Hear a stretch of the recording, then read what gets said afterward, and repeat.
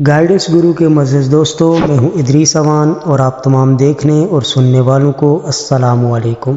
محترم ناظرین، 5 لوگوں کو مرتے وقت تھوڑی سی بھی تکلیف نہیں ہوگی۔ وہ 5 لوگ کون سے ہیں جانیے اس ویڈیو میں، مگر ویڈیو میں آگے بڑھنے سے پہلے آپ تمام دوستوں سے گزارش ہے کہ اگر آپ ہمارے چینل گائیڈنس گرو پر نئے ہیں تو ہمارے چینل کو سبسکرائب ضرور کر دیں اور ساتھ ہی لگے بیل آئیکن کے بٹن کو پریس کر دیں تاکہ ہر آنے والی نئی اپڈیٹ آپ کو بآسانی مل سکے۔ پیارے دوستو، نزع کے وقت مسلمان کو جو تکلیف ہوتی ہے اس پر اللہ رب العزت کی جانب سے نیکیاں عطا کی جاتی ہیں، جیسا کہ ابن ماجہ میں حضرت عائشہ رضی اللہ تعالی عنہا سے مروی ہے کہ رسول اکرم صلی اللہ علیہ وسلم ان کے پاس تشریف لائے، اس حال میں کہ ان کے پاس ان کا کوئی قریبی رشتہ دار موت کی سختی میں مبتلا تھا۔ چنانچہ رسول اکرم صلی اللہ علیہ وسلم نے مشاہدہ کر کے حضرت عائشہ رضی اللہ تعالی عنہا سے فرمایا، اپنے رشتہ دار پر غمگین نہ ہو، اس لیے کہ یہ اس کی نیکیاں ہیں۔ نیز حضرت عائشہ رضی اللہ تعالی عنہا سے ہی اس مضمون کی روایت ہے کہ جب رسول اکرم صلی اللہ علیہ وسلم کی وفات کی تکلیف میں نے دیکھی، اب میں کسی مسلمان میت کی حالت نزع کی تکلیف کو اس کے حق کے برابر نہیں سمجھتی۔ پس مذکورہ حدیث سے معلوم ہوتا ہے کہ نزع کے وقت ہونے والی سختی مرنے والے کی بدعمالیوں کا ہرگز نتیجہ نہیں ہوتی۔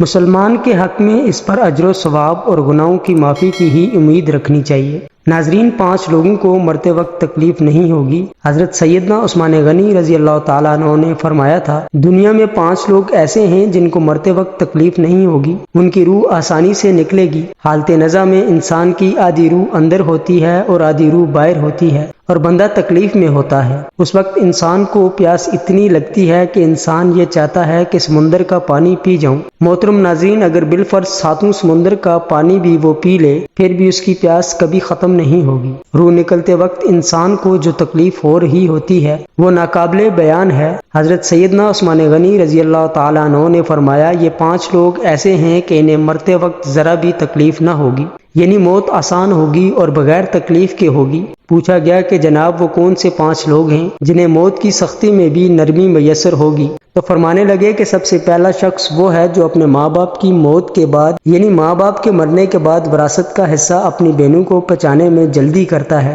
یعنی وراثت کا حصہ اپنی بہنوں کو جلد اور بر وقت پہنچاتا ہے۔ ایسا نہ ہو کہ بہن کے بچے بھوک سے بلکتے رہیں اور تم بہن کے حق پر قبضہ کیے بیٹھے رہو، اور بہن اس انتظار میں رہی کہ میرا بھائی کب مجھے میرے ماں باپ کی وراثت میں سے حصہ دے گا۔ بہت بار یہ بھی دیکھنے میں آتا ہے کہ بہن کی شادی نہیں ہوئی، جبکہ والدین دنیا سے رخصت ہو گئے تو بھائی نے کہا کہ کوئی بات نہیں، جب بہن کی شادی کروں گا تو اس کا حصہ اسے جہیز کی صورت میں دے دوں گا۔ یاد رکھیں کہ اسلام میں بہنوں کو جہیز دینا فرض نہیں، جبکہ ان کا وراثتی حق دینا فرض ہے۔ دراصل عورت کو جہیز دینا یہودیوں کی رسم ہے۔ اسلام اس رسم کی ترغیب نہیں دیتا، لیکن اسلام میں عورتوں کا وراثتی حصہ دینا فرض ہے۔ محترم ناظرین، واضح رہے کہ والدین کے ترکے میں جس طرح ان کی نرینہ اولاد کا حق و حصہ ہوتا ہے، اسی طرح بیٹیوں کا بھی اس میں شرعی حق و حصہ ہوتا ہے۔ والدین کے انتقال کے بعد ان کے ترکہ پر بیٹوں کا خود تنہا قبضہ کر لینا اور بہنوں کو ان کے حق سے محروم رکھنا سخت گناہ ہے۔ بھائیوں پر لازم ہے کہ بہنوں کو ان کا حق و حصہ اس دنیا میں ہی دے دیں،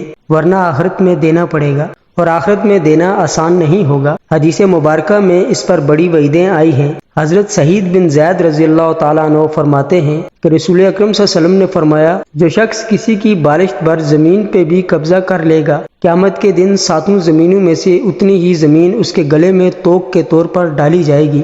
ایک اور حدیث مبارکہ میں ہے، حضرت انس رضی اللہ تعالیٰ عنہ فرماتے ہیں کہ رسول اکرم صلی اللہ علیہ وسلم نے فرمایا، جو شخص اپنے وراثت کی میراث کاٹے گا، یعنی اس کا حصہ نہیں دے گا، تو اللہ تعالیٰ قیامت کے دن اس کی جنت کی میراث کاٹ لے گا۔ یاد رہے کہ جہیز کی رسم اسلام کی رسم نہیں بلکہ یہودیوں کی رسم ہے، اور اس کا سب سے بڑا نقصان کہ جس طرح یہودیوں کی عورت کو بغیر جہیز کے کوئی شخص قبول نہیں کرتا تھا، اسی طرح آج اسلام میں بھی عورتوں کی شادیوں میں سب سے بڑی رکاوٹ جہیز ہے۔ غریب آدمی کی بیٹی بیٹھی بیٹھی بوڑھی ہو گئی کہ جہیز کا کوئی بندوبست نہ ہو سکا۔ اسی طرح اگر کوئی شخص یہ کہے کہ میں بہن کا وراثتی حصہ تو نہیں دے سکتا، البتہ جب اس کی شادی کا وقت ہوگا تو جہیز دے دوں گا، لہذا فرمایا گیا کہ بہنوں کو بر وقت حصہ دینے والے کی روح موت کے وقت بڑی آسانی سے نکلتی ہے۔ ایک عورت کا بھائی جب فوت ہوا تو اس عورت نے بہت اصرار کیا کہ مجھے بھی قبرستان لے چلو، میں بھی اپنے بھائی کی قبر پر جانا چاہتی ہوں۔ خیر اس کے اس اصرار کو قبول کر لیا گیا اور اسے قبرستان میں جانے کی اجازت دے دی گئی جہاں اس کے بھائی کی تدفین ہونے والی تھی۔ اس کے دیکھتے ہی دیکھتے میت کو قبر میں اتارا گیا اور اس کے بھائی کو مٹی کے سپرد کر دیا گیا۔ جب دعا کی باری آئی تو تمام عزیز و اقارب کے سامنے اس کی روتی ہوئی بہن نے آسمان کی جانب اپنے ہاتھ اٹھائے اور آسمان کی جانب دیکھا، اس کا دل رو رہا ہے، آنکھیں چھم چھم برس رہی ہیں۔ اس نے ایک ایسی دعا کی کہ لوگوں کے مردہ ضمیر کو جگا دیا۔ روتی ہوئی بہن نے آسمان کی جانب دیکھ کر اپنے رب سے فریاد کی کہ اے میرے مالک، اے انصاف کرنے والے، آج میرا بھی انصاف کر دے۔ رو کر کہنے لگی، میرے مالک تم میرے اس ظالم بھائی کو اپنی رحمت سے دور رکھنا، ایسے دور رکھنا جیسے اس نے میرے والدین کی وراثت سے مجھے دور رکھا ہے۔ میرے بچے بھوک سے بلکتے رہے لیکن اس ظالم کو میرے بچوں پر ذرا بھی ترس نہ آیا۔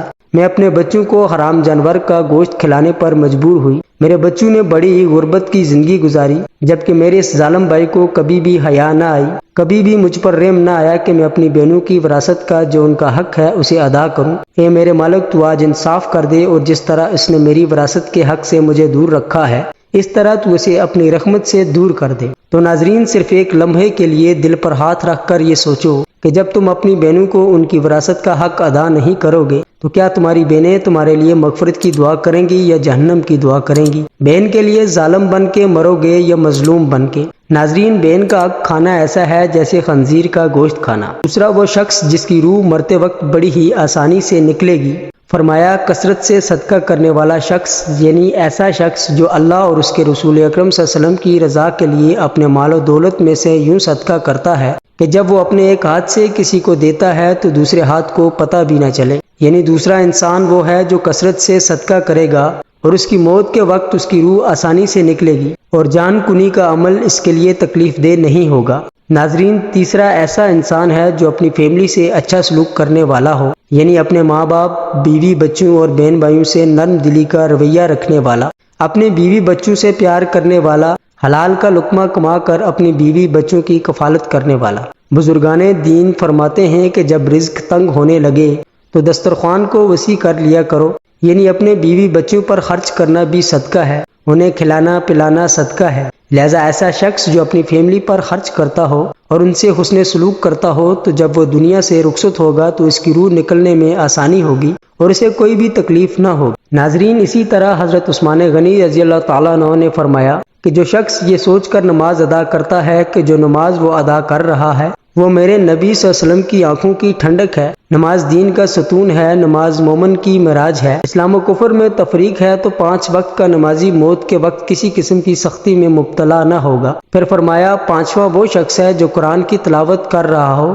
یعنی خود بھی قرآن پڑھتا ہو اور دوسروں کو بھی قرآن سکھاتا ہو۔ پھر فرمایا راتوں کی تنہائیوں میں اٹھ اٹھ کر قرآن پڑھا کرو اور قرآن پڑھتے وقت رویا کرو۔ فرمایا اگر رونا نہ بھی آئے تو رونے کی کوشش کر لیا کرو۔ حضرت علی ہجویری گنج بخش رحمۃ اللہ علیہ سے کسی نے پوچھا کہ حضرت اگر رونے کی کوشش بھی کریں اور پھر بھی رونا نہ آئے تو پھر کیا کریں؟ تو فرمایا کہ پھر اپنے مقدر پہ رو لیا کرو کہ تم اتنے سنگ دل ہو گئے ہو کہ تمہاری آنکھیں آنسو نہیں باتی۔ محترم ناظرین اللہ پاک سے دعا ہے کہ ہم سب مسلمانوں کی موت کے وقت کی سختیوں کو دور فرما، ہمارا خاتمہ ایمان پر نصیب فرمائے، آمین ثم آمین۔ ناظرین کمنٹ باکس میں اللہ کے 99 ناموں میں سے ایک نام ضرور ٹائپ کریں۔ پیارے دوستو اگر ویڈیو پسند آئی ہو تو ویڈیو کو ایک پیارا سا لائک اور چینل کو سبسکرائب ضرور کر دیں۔ آج کی ویڈیو میں بس اتنا ہی، ملتے ہیں ایک اور نئی ویڈیو کے ساتھ، تب تک اپنا خیال رکھیے گا، اللہ حافظ۔